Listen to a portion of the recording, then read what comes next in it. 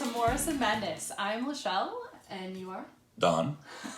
We are here to share our lives with you. We have joked often about how our lives are super crazy and madness all the time. And It's not just that we have joked about it. It's people.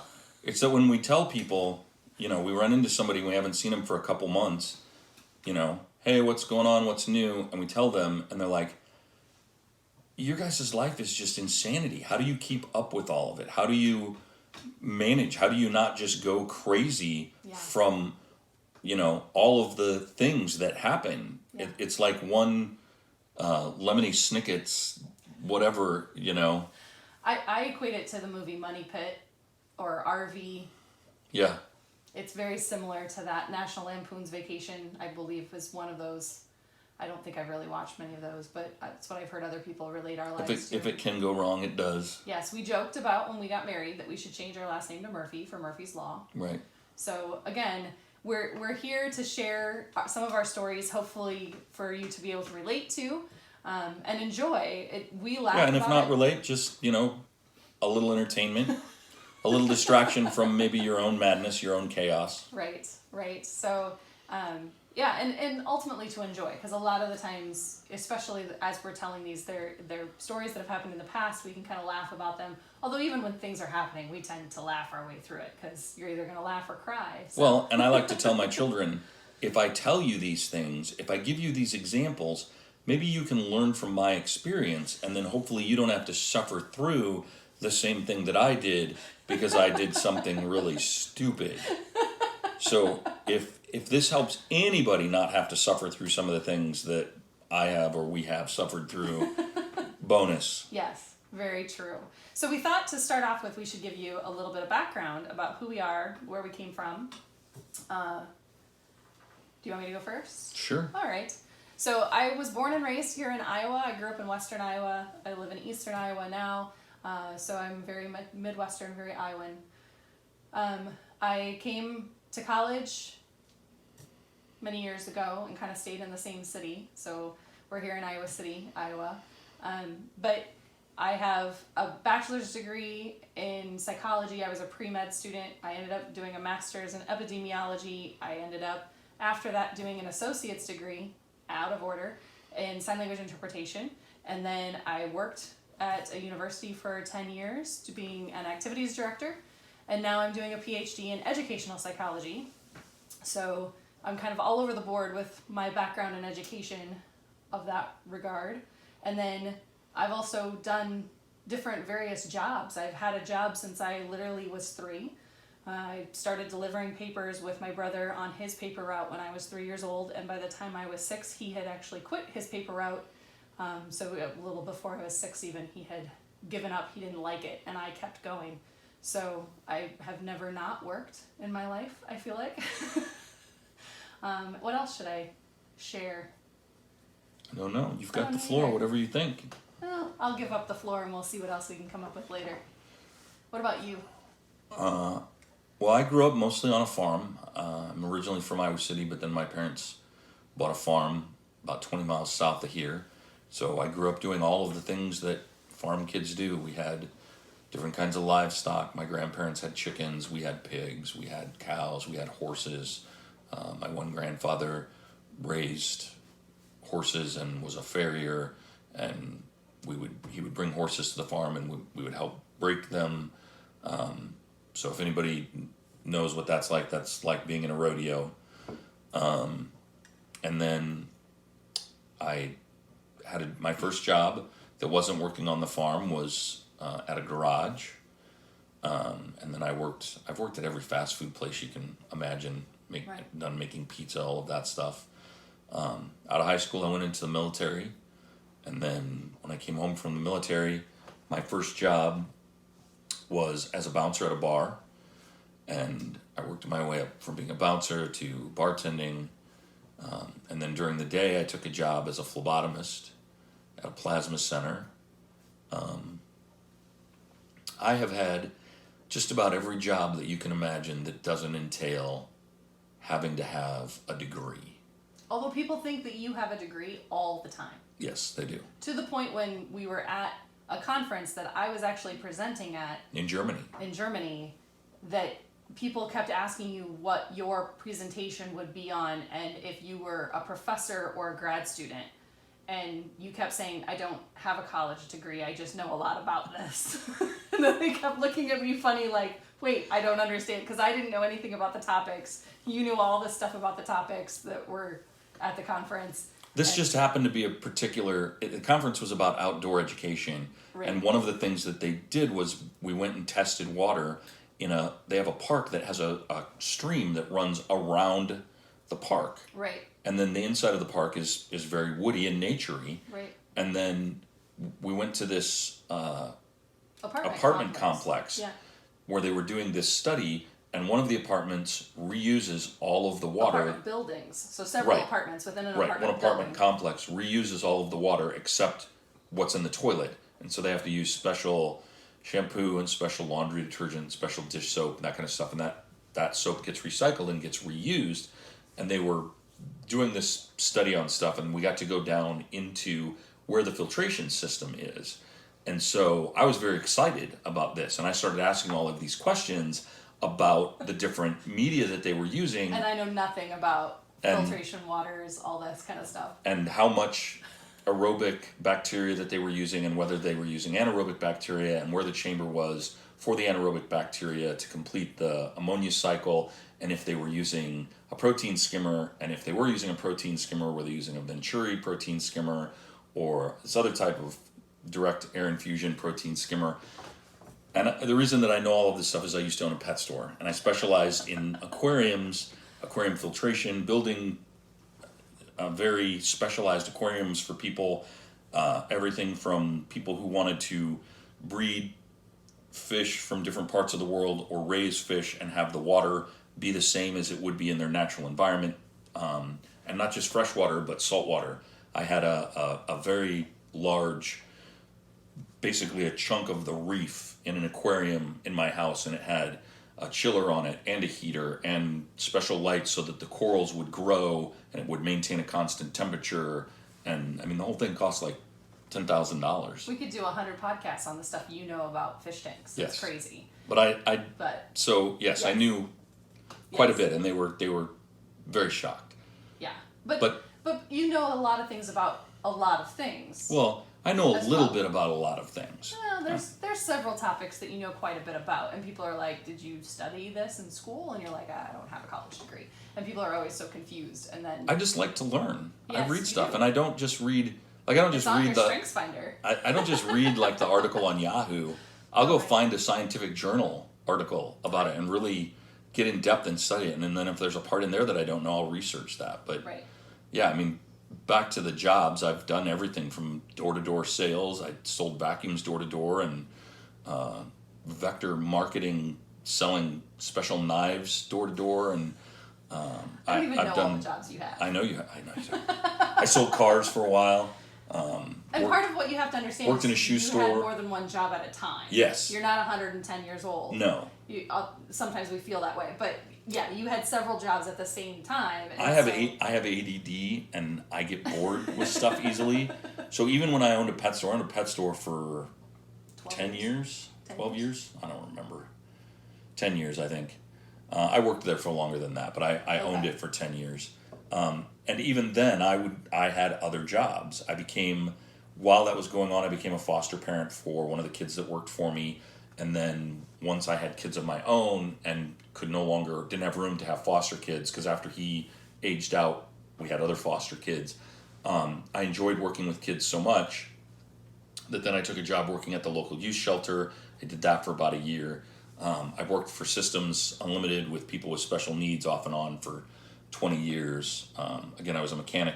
I've done construction since I was in junior high. My grandfather had a construction company, so I've done that off and on for 35 years. Again, all kinds of sales. I sold shoes. We'll get into more of this. I'm sure they'll all come up as we're talking. But as you can tell, we both have a little bit of a Jack or / Jane of all trades in our blood. I mean, that's just who we are. And my parents were people that they didn't hire to have stuff done. They did it themselves. And so that I was taught from an early age how to change plumbing if plumbing needed to be fixed underneath the bathroom sink. You know, or you drop something down the bathroom sink, how do you take the U-bend off so then that way you can dig out whatever you drop down the sink and put it back together. I was taught that when I was little. I remember my dad teaching me how to change the oil in my car before he wanted me to leave for college. I don't know where I would have changed oil in the middle of a city, but that was a required skill that I had to have. And so we have a lot of weird knowledge and experiences, which I think helps us with managing our madness as a whole.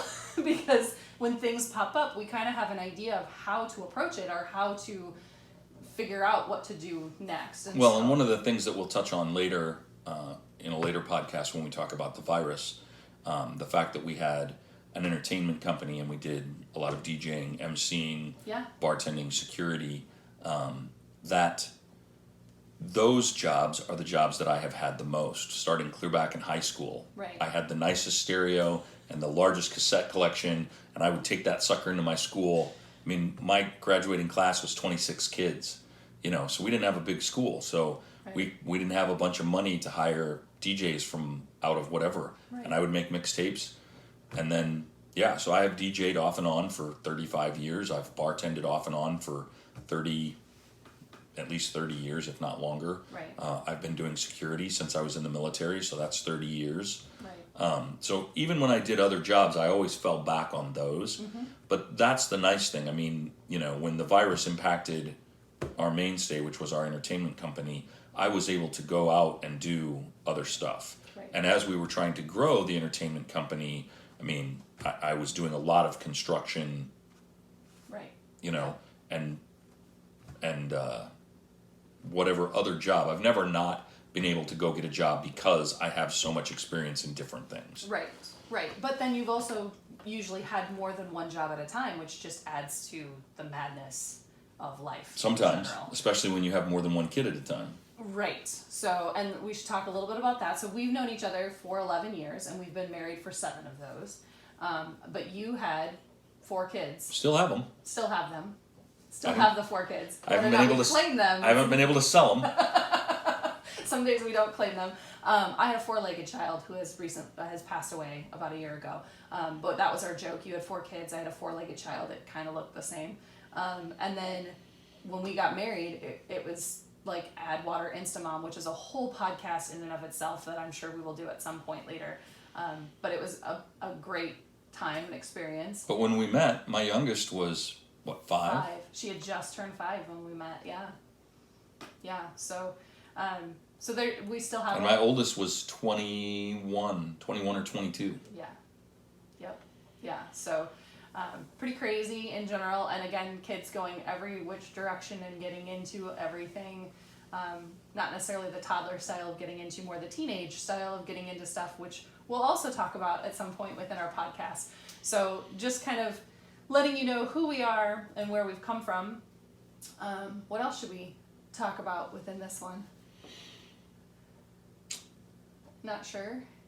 So I don't know. I feel like part of what makes us work is the fact that we both have such varied backgrounds. Well, and the fact that we just, while, yes, we might get upset, you know, when things go wrong, a lot of times we just roll with things. Yes. So, I mean, we bought this house and your parents come to help us move you. I'm not even moving in yet. Right. Right? So we're just moving you, and they're here for the week to help us move. And your mom, love your mom to death, but your mom would say, oh, this box still has room in it. Oh, you know what would fit in there nicely? The silverware. Even though we're boxing up your bedroom. So the silverware gets put in a box of stuff from your closet. God only knows where it went because we didn't find it for over a month. It went into the closet because it was labeled closet. Okay. And then, we found the silverware. She just didn't want any empty space in any boxes. In my closet. 3 months after we moved here. That first night of being in this house, we're sitting on boxes of books around a little card table using plastic silverware and paper plates. I don't even remember what we ordered a pizza. Okay. Because there wasn't we didn't have a refrigerator or a stove. We bought the house without any appliances. So right. there were no appliances and your here. parents barely know me. Yeah. you know? Yeah. I mean, we've met, but we haven't spent a ton of time together. And then the phone rings, and you get called to go do an interpreting job. Yeah. You know? And your mom is like, does this happen often? And you're like, yeah, more often than you'd think. Most of the time, yeah, it does. and to add to that, a month before we moved into this house, I had my nose broken. Yeah. Which is a whole nother story. So, you know, and in the process of moving things into the house, we have an open stairwell from our main level to the basement. There's a railing, and you can look over the railing towards the basement stairs. And I was coming up the basement stairs, and my mom decided to toss one of those pillows, and it has a specific name, but do you think I can remember what it's called? COVID brain. That'll come up later. Isn't it called the husband pillow? It might be the husband pillow, where it's like extra thick and it has like little arms on it, and you'd set it behind you like on a bed to lean up against, like a couch. Or the boyfriend pillow, something like that. And so it's big, it's heavy, right? And she decided, well, it needs to go downstairs. It goes downstairs, yeah. So I'll just drop it over the railing. As I was coming up the stairs, which totally hit me in the back of the head, and I fell down, smashing my face into the stairs, which again, my nose had been broken a month before, so I was basically out for the rest of the day because of that.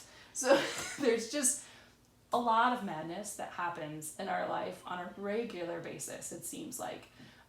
And we have often been told, and we have said we should write a book or do something, and we decided it's too crazy to basically write a book. Maybe at some point we will, and we'll actually put all these stories down, but this way we can share them through the podcast, which is part of why we're creating this. I think we would have to hire an organizational expert to keep everything organized. Could very well be. Because we'll start talking about one thing that happened, and it'll lead us into another thing that happened 10 years before or 10 years after. Sometimes they're overlapped and they affect each other. Yes. You know, so we'll talk about the coronavirus, but we'll also talk about the fact that our second house, the house that you had before we got this house and moved in together, that your two boys were living in, or two of the boys were living in, lit on fire a week before we got the coronavirus. So we were dealing with a fire along with being sick. I mean, it's just no ending. Or the fact that my one son had to have surgery to remove a cyst from his spermatic cord, which had swollen up larger than the size of his scrotum, because a staple had gotten left in him during an appendectomy, and it had fallen down into his scrotum and attached to the spermatic cord. But the appendectomy was, 9 months before? Right. But then, so he had to have that surgery, and within a week or 2 weeks of you having to have your tailbone removed. Yes. You know, so I'm having to take care of both people. Yes. And even just me having my tailbone removed is not a normal surgery. The surgeon who retired 6 months after doing that, I was his 10th tailbone removal patient in his entire career. Yes. It's not a normal procedure. It's very weird. So again, as you're going, I know we have a lot to talk about with the coronavirus and us getting it, and so there'll be quite a few episodes of that. But as we get going, you'll get to hear all these crazy stories. And sometimes you'll just hear snippets, but we'll come back to them and explain them in more detail. But if there's anything that we ever throw up and you have questions about it, please, Yeah, if we mention something and you're wondering more about it or you want some more information, we're pretty much open books on a lot of stuff. So Instagram, Facebook, what is it? Morrison.madness. There you go. At Instagram and Facebook. Gmail is Morrison Madness Moments, no dots. It should just all be one word. This should be in the description either on YouTube if you're watching there, or on the podcast, wherever you're listening to your podcast. We should have descriptions there. We'll try and make sure that there's links to those, or at least to our website, which will be linked to all of these as well. And you can reach us on those. It's just the two of us. We don't have a whole team that's making comments. So if it takes us a while to get back to you, that means we apologize. Yes, but it means that this is going really well. Or that madness has happened, and we're still trying to rein it in. I mean, that could very well be as well. I do work full time, so right. But we definitely do want to make contact with you, have you contact us. We want to hear from you guys, and we'd love to hear anybody your that's had the same experience as we have. Yeah, we'd love to hear your madness stories as well. So please feel free to share or tag Misery us. loves company, isn't that what they say? Definitely tag us, Morrison Madness, #Morrison Madness on stuff as well. And then at some point we'll probably talk about some of the courses that we're creating that are managing madness. We have mixology courses as well that we're showing or advertising to people, and so definitely keep in tune here, and you'll hear lots. Well, and I feel like we'll talk about courses maybe that we've not that we've created, but that we have found that we used. Oh yeah. To help us, rein in some of our madness. Yeah, and the skills or free services like Google Calendar, stuff like that. Right, or different programs or apps that we have found helpful to deal with. Especially me. I mean, I was kind of an organized mess before I met LaShelle. I'm not sure organized was. I used I'm very fond of Franklin Planner, but in this day of digital age, you were not digital at all before. That could be a whole nother podcast. But I have had the same Franklin Planner for almost 30 years. Yeah. I've never lost it. I still use it. Even though I use digital stuff, I still use my Franklin Planner. I love it. Yeah. And Franklin Planner does not sponsor us. Hint, hint, no. Franklin Planner. Yeah, we have no sponsors at all at this point. So. But we're happy to share, any of that kind of stuff that we felt helpful, useful for whatever. I mean, if it wasn't for those things, even before I was diagnosed with ADD, if it wasn't for those things, I don't know that I would have survived going back to college as an adult with kids at home, or even survived being a single parent with 3 little kids at home. I mean, right. Yeah. So sharing that stuff with people and letting them know, hey, you're not alone out there. Right. And we're happy to help. And one of the big things we've learned is that a lot of times the way that you're taught in school to structure stuff doesn't work for people with ADD or something that way. And so figuring out how to make that different, and also figuring out how to meld those two. Because I am very much more school oriented and do things by the book, quote unquote, and you're completely opposite. And so trying to figure out how that matches. And so that'll be part of probably our Morrison Madness course. We're still in the process of building it. That you can kind of check out and see how to make that all work and help manage your own madness in your own life. But again, right now we're Morrison Madness. We're here to provide some laughs and fun stories along the way. We hope that you enjoy this, and please reach out, share, comment. We would love to hear from you. Absolutely. Have a good time. Thanks.